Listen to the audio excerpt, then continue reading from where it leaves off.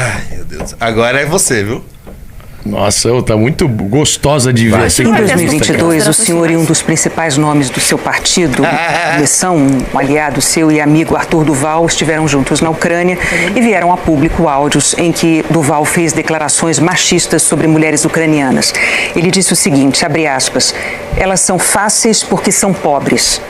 Essas falas tiveram uma forte repercussão, levaram até a perda do mandato, a cassação do mandato dele. E numa live no dia 9 de março de 22, o senhor disse que estava ao lado dele quando ele fez essas declarações. Gostaria de saber como é que o senhor avalia elas hoje. Foram declarações ruins. Vamos contextualizar. Eu não ouvi ele quando ele emitiu o áudio. Eu vi que ele estava fazendo um áudio ali com o celular na mão. Gostaria de ter evitado. O áudio que ele mandou em defesa dele foi um áudio no ambiente privado, com amigos dele. Não era nem dentro do nosso grupo político, e esse áudio vazou, e após vazar ele sofreu as consequências políticas dele. O áudio é muito ruim, se a pessoa ouve o áudio, a pessoa, realmente, qualquer mulher ou homem mesmo, fica, esse áudio não é adequado. Dito isso, foi um áudio privado, no ambiente privado, e ele perdeu o mandato dele, ele sendo um deputado estadual muito combativo na Lesp, não por conta do áudio em si, ele perdeu o mandato, porque ele era basicamente de oposição ao grupo político dominante na Assembleia Legislativa de São Paulo. Dito isso, não foi um bom áudio de maneira alguma. Candidato, 92% dos filiados do seu partido são muito acima da média dos outros partidos. Episódios como esse que a Renata relatou aqui, envolvendo o senhor, o Arthur Duval, não afastam as mulheres do seu partido Missão? Não, Tralli. Em 2022, ano que vem, por isso que eu estou aqui. 92% de homens. Vou te contar uma história que o Brasil precisa saber, uma história muito triste. O ano que aconteceu isso com o Arthur foi o ano que a gente tinha na nossa academia de formação o maior número de mulheres. A proporção era 60-40. No ano seguinte, às vésperas da eleição para vereador e prefeito em São Paulo, a nossa candidata principal, Amanda Vettorazzo, que hoje é coordenadora da minha campanha, ela foi, isso está na imprensa, isso uma historinha que eu estou contando. Ela foi, primeiro, alvo de uma série de ataques de um stalker que perseguiu ela. Hoje o stalker está preso. Ela teve o seu endereço revelado, pessoas picharam a casa dela, um movimento de esquerda, que se dizem inclusive defensores das mulheres. E depois, a mãe dela e a tia-avó dela foram sequestradas. Meses depois, vários deepfakes, montagens foram feitas dela pelada, e toda sorte de ataque envolvendo a intimidade dela foram feitas.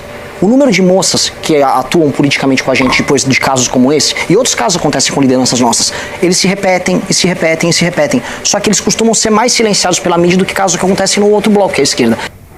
Nossa. Não, meio, que raiva.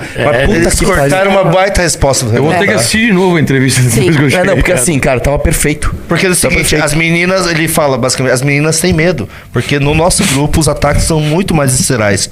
E as mulheres têm medo de... Não, e o que ele falou é verdade, porque assim, se uma candidata da esquerda tivesse a casa depredada e fosse sequestrada a mãe, a tia, meu irmão, ela tava no Jornal Nacional, assim, no mesmo dia. Exato. Ia sair. Não saiu matéria na Globo sobre a Amanda, bicho. Exato. Nada. Pelo amor de Deus, cara. Gente, arrancaram o cabelo da Amanda. Arrancaram os cabelos dela. É verdade, é verdade. Entendeu? Um cara. Então, assim, é realmente isso que o Junito falou, que o Renan falou na entrevista, é verdade. Por que as mulheres não querem se aproximar tanto? Justamente porque elas sabem que correm mais risco aqui, não dentro do movimento. Não dentro do movimento, porque inclusive a proteção que a gente tem aqui dentro é muito maior do que a proteção que a gente teria em qualquer outro partido de esquerda. O problema é que você tem que saber que qualquer ataque que você sofra aqui dentro, ele vai ser endossado por inclusive outras mulheres de outros partidos políticos, porque elas querem que você se ferre por você não estar do lado delas. A gente tá arrumando aqui, Ana, briga com os caras mais poderosos do Brasil. Exato. A gente arruma briga com a esquerda, a gente arruma briga com os bolsonaristas, a gente arruma briga com o Centrão, a gente arruma briga com facção criminosa, a gente arruma briga com empresas poderosíssimas que compram parlamentares no poder público. A gente viu o que aconteceu com a Amanda agora declarando voz de prisão para um cara que estava tentando corromper ela dentro do gabinete da Câmara Municipal. Esses grupos são perigosíssimos. Exatamente. São perigosíssimos. A Ana aqui, todos os dias que ela sai pra rua pra pedir voto no 1400, ela tá correndo risco de vida, galera. E sou xingada, viu? É xingada, é atacada por todos os lados. Tudo bem, eu, Arthur, a gente é homem, a gente é pressionado, a gente sofre perseguição, mas, porra, as mulheres do nosso grupo político, elas sofrem 10 vezes, 20 vezes mais. Mas mesmo assim elas estão aqui dando a cara a tapa tapa indo pra cima, porra. É difícil, é. Agora, os jornalistas virem com esse papinho pronto aí, de que, não sei o que, vocês afastam as mulheres. São as brigas que a gente arruma, meu amigo. Exatamente. Nem toda mulher... Mas a gente acolhe muito bem as mulheres aqui no movimento, como sempre acolhemos. Exatamente. Próximo, Junito. Olá, já deu seu like? Não deixe de ajudar o canal. Feminicídio. O novo plano de governo, por exemplo, não trata do combate ao feminicídio, também não apresenta políticas específicas sobre homicídios de crianças, violência sexual infantil e abuso. Só para informar o telespectador, os números do Fórum Brasileiro de Segurança Pública mostram que só no ano passado, mais de 1.500 mulheres foram vítimas de feminicídio no Brasil.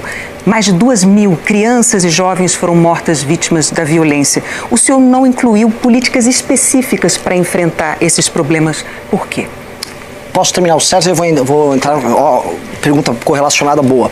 A questão dessas mulheres, não é das mulheres não entrarem no partido, é porque é um medo generalizado. Nós elegemos uma vereadora, e eu preciso trazer esse caso para o Brasil aqui. Tá aqui, é um palco privilegiado para eu trazer. Há uma vereadora nossa eleita na cidade de Chapada Gaúcha, chamada Luana. Essa moça foi alvo da mesma natureza de ataques da Amanda. A Câmara dos Vereadores da cidade se reuniu e estão caçando ela por absolutamente nada. A violência política de gênero que acontece contra pessoas, não só do nosso grupo político, mas em geral da direita, é muito maior do que imagina. Mas a gente fez um levantamento nos 7 maiores partidos brasileiros, 46% de filiados são mulheres. Pois é, mas... o Missão é um partido novo e o Missão é um partido marcado por esse tipo de perseguição às mulheres. A Amanda Vettorazzo passou por uma perseguição que eu não conheço nenhum outro grupo político que tenha uma mulher que passe por perseguição similar. A perseguição que ela passa é gigantesca. As meninas que fazem parte da nossa academia de formação têm medo de ser candidata. Então, por que não há políticas específicas sobre feminicídio e sobre também a violência contra as crianças? Eu só vou chegar nesse ponto porque uma coisa não está correlacionada à outra. Eu precisava deixar isso primeiro bem claro. Segunda coisa, não há, como eu te disse, nem políticas específicas no nosso livro sobre homicídio. Homicídio como um todo, sobre latrocínio, que é o tema que eu mais falo. Porque a nossa política de segurança que está descrita no nosso livro de propostas, ela é focada, acima de tudo, no combate ao crime organizado. A guerra ao crime organizado que nós debatemos bastante aqui no começo do programa. A guerra ao crime organizado, ela pressupõe uma ação do governo federal, alteração nas leis penais, alteração nas leis de execução penal, que vão pegar de maneira extensiva também crimes que acontecem contra mulheres, crianças. O ponto que é muito importante é a formulação de políticas públicas efetivas no combate a feminicídio, violência contra a criança, e há uma correlação direta. O mesmo homem que costuma ser abusivo com a sua esposa ou namorado costuma ser abusivo também com seus filhos. E o combate a isso exige medidas específicas. Exige medidas que estão adotadas majoritariamente por municípios e estados, porque nós respeitamos o princípio federativo. Um exemplo que nós respeitamos o princípio federativo houve uma votação recentemente em que o governo Lula queria avocar para o governo federal mais poderes sobre a formulação de políticas públicas de segurança nos estados. E nós votamos contra, porque quem tem que fazer a formulação das políticas públicas e das ações sobre feminicídio e violência contra crianças e violência como um todo são os estados, e de maneira subsidiária os municípios. Eu vou seguir aqui porque esse tema é bastante importante. O nosso plano de governo é um plano articulado, ele não foi escrito por marqueteiro. Porque se eu quisesse escrever um plano de governo para marqueteiro, eu botava todos esses casos para ilustrar de maneira marketável. Olha, esse problema está aqui, esse problema está aqui, eu vendia. Não, eu não vou fazer isso. Porque o nosso plano contém, quando a gente segue ele mais para a terceira parte dele, que é a parte da Lei de Responsabilidade Gerencial, que é o meu grande legado para o Brasil, ele estabelece a seguinte regra: prefeitos e depois governadores receberão mais recursos desde que eles batam metas. Dentre as metas de desempenho, que inclui saúde, fornecimento de água, desempenho no IDEB, desempenho no SAEB, estão rankings ligados à segurança, diminuição do número de violência contra a mulher, que estão na casa dos 250 mil. Todos os anos, e só os reportados, casos de homicídio, casos de latrocínio, roubos e furtos. Esses indicadores que vão ser montados pelo governo federal e que vão servir para você fiscalizar a atuação dos municípios, eles vão basear a formulação de políticas públicas dos municípios. Por exemplo, São Paulo capital, a cidade, tem uma das melhores políticas de enfrentamento a feminicídio e violência contra a mulher. A Patrulha Maria da Penha em São Paulo está funcionando e quem está dentro do regime da Patrulha Maria da Penha não enfrentou nenhum caso de feminicídio. Mas a gente está falando de políticas federais. Mas o Trali tem uma pergunta sobre um tema importante também. Desculpa, Renata, que esse tema é muito importante. A principal política federal, ela vai surgir baseada em quem está executando a política pública na ponta, que em geral é o município ou o Estado. Porque não é o governo federal que tem o poder de polícia para executar isso. Se tem um marido que está batendo na sua esposa, não é o governo federal que vai colocar alguém dentro da casa dele. Em geral, quem está mais próximo é uma patrulha envolvendo uma guarda municipal numa cidade grande, ou uma patrulha rural numa cidade distante. Eu falo isso com preocupação, porque esse tema é central pra gente. Minha irmã quase morreu por feminicídio na França. Minha irmã foi alvo de uma tentativa, assim, de 18 BOs que ela fez contra um marido agressor. A lei francesa, ela é completamente vazia. A prefeitura de Paris não fez nada. Minha irmã teve que vir com a filha dela pro Brasil. Esse assunto é central. Aqui em São Paulo, e isso é a coisa... Eu estou falando aqui... Tem um outro assunto central, importante aqui, por favor, para a gente poder dar continuidade na Eu considero esse tema fundamental. Não, gente, é que assim, o que as pessoas têm dificuldade de entender é que não há que se colocar em um plano de governo uma política específica para feminicídio, ou enfim, para tantas outras coisas como infanticídio e tal, parricídio. Por quê? Porque qual é o ponto principal do nosso plano de governo? É você punir com intensidade aqueles que cometem crimes. Se você está punindo, se você falar de todo mundo que comete crime, os faccionados e também os demais, tanto, por exemplo, que o Kim, inclusive, tem um projeto de lei que aumenta a pena para crimes hediondos, que incluem feminicídio, homicídio, estupro de vulnerável, que são todas essas questões que ela fala de o cuidado da criança, o cuidado da mulher.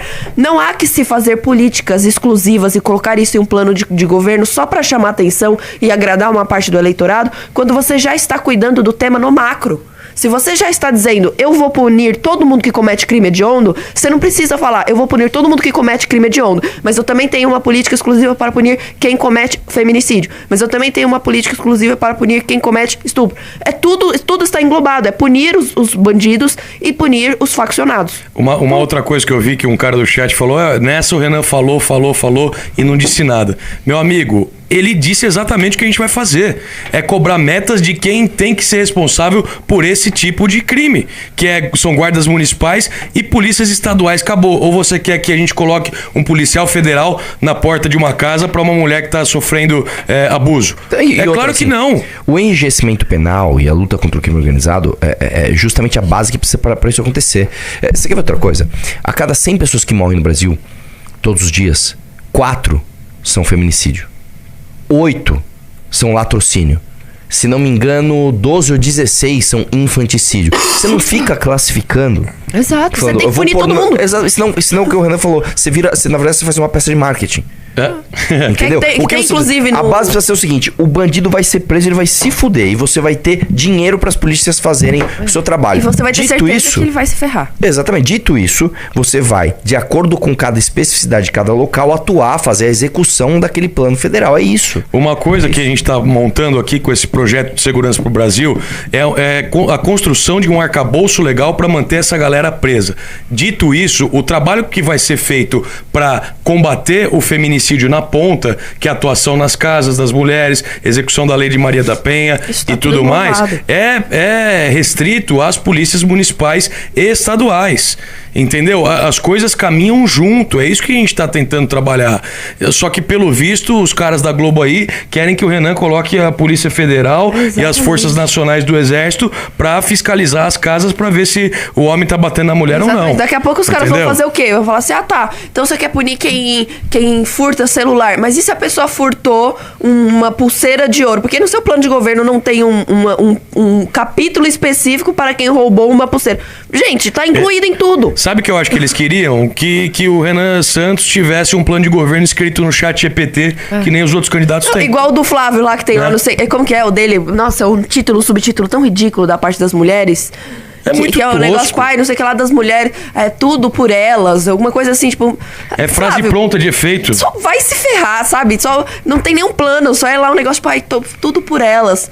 Pelo amor de Deus. O cara nem leu o plano de governo dele escrito pelo chat GPT, né? Quanto mais sabe, só quanto mais vergonhoso que o plano de governo da UP, que tem 1,5 página. Amigos, nós chegamos até aqui construindo uma campanha que conversou com o Brasil inteiro. Eu rodei o Brasil mais pobre, eu rodei o Brasil com o maior número de dificuldades. Eu amo o nosso país e eu sei que o nosso país nasceu para ser uma das maiores nações do mundo. Gostaria de construir um Brasil que vai declarar guerra ao crime organizado, que vai permitir que você ande na rua de maneira segura. Que eu sei, se você é mãe, você sabe que a sua filha corre risco. Ninguém se sente seguro a andar numa grande cidade brasileira. Eu vou permitir que as favelas do Brasil se tornem bairros e que as pessoas que moram lá se tornem cidadãos. Eu vou olhar para o Nordeste, eu vou desenvolver o Nordeste. O Nordeste vai ter um futuro glorioso. Ele vai ser a nova locomotiva brasileira. Eu vou transformar esse país num canteiro de obras gigantesco que vai fazer com que a nossa produtividade aumente como nunca antes. Eu vou fazer com que você não mais sonhe em se mudar do Brasil para outro lugar. Eu vou fazer com que o Brasil das novas gerações, o Brasil dos mais jovens, seja o país que a gente se orgulhe não por conta dos campeonatos de futebol, música, coisa que valha, mas sim por ser uma das maiores nações do mundo. Vamos sonhar esse sonho. Tem 2 projetos de poder, do Lula e do Flávio Bolsonaro, que não valem nada, estão cansados e eles rifaram o nosso futuro. Vamos acreditar que o futuro seja glorioso. Acredite em mudar o seu destino. Eu tô aqui dando minha vida por isso e eu espero que você compre também essa ideia. Meus queridos amigos, nós chegamos até aqui. Maravilhoso. O Arthur tá batendo palma na mente dele, tá? Foi muito Gente, boa, assim, hein, cara? não há o que dizer dessa entrevista, dessa sabatina. Se na última, no debate, o pessoal tinha alguns pontos a falar, não, porque o Renan tava meio agressivo, não, porque o Renan tava isso. Eu duvido Sim. alguém apontar qualquer tipo de erro ou algum tipo de escorregão do Renan nessa sabatina. Não há. É perfeita do início ao fim. Em cada resposta, em cada interrupção que ele teve, ele conseguiu voltar exatamente no fio da meada que tinham retirado ele. Em cada ponto que ele começou, deu ali o seu miolo e o seu final com perfeição. Como eu costumo dizer, a melhor entrevista do Renan é sempre a próxima. O cara sempre melhora. Eu acho que 2 coisas. Primeiro, Arthur e Ana, eu acho que no debate o Renan fez o serviço que precisava ser feito. Entendeu? Eram 2 ambientes diferentes. Ele precisava mostrar aquilo tudo que ele mostrou, ocupar o espaço no palco, falar algumas coisas que certas pessoas acharam um pouco agressivo ou não, mas ele precisava fazer aquilo. E as pessoas vieram para essa entrevista agora da Globo achando que ele ia se comportar exatamente da mesma maneira, porque não conhecem as facetas de tipo de entrevista do Renan. E ele fez exatamente o que precisava ser feito hoje também. Sabe o que eu senti, galera? Que ele, quando tem a ginástica olímpica, que a pessoa vai lá, fica dando umas piruetas e tal, depois ela para. Sim. Ele caiu e cravou o salto. Ele caiu e cravou o salto para ter a nota 10 que tava todo mundo esperando, e foi muito bom. Agora a gente tem que divulgar muito essas falas dele, compartilhar no Twitter, Instagram, Facebook, WhatsApp principalmente, tá, pessoal? Enviem todos esses cortes dele por WhatsApp, baixem aí o aplicativo do Partido Missão, que você vai conseguir distribuir por lá diretamente pro WhatsApp da sua família. Convençam as pessoas a votarem no Renan. A gente precisa que esse papel seja feito por vocês, porque ele tá fazendo o papel dele, ele tá mostrando que ele é melhor. Agora cabe vocês aí colocarem essa pulga atrás da orelha de pessoas que ainda não declararam voto para ele, para que a gente consiga angariar mais apoio para esse cara aí, porque ele merece. Muito bom. E aí, curtiu o corte? Então dá aquela ajudinha, deixa o seu like, compartilha e se inscreve no canal. Um abraço e até o próximo vídeo, porque o futuro é glorioso.